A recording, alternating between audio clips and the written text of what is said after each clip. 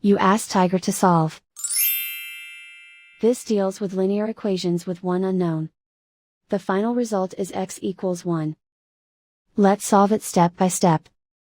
Simplify the expression. Multiply the coefficients. Simplify the arithmetic. Group all constants on the right side of the equation. Subtract 9 from both sides. Group like terms. Simplify the arithmetic.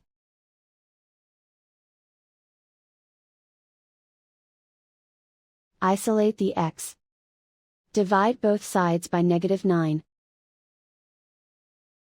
Cancel out the negatives. Simplify the fraction.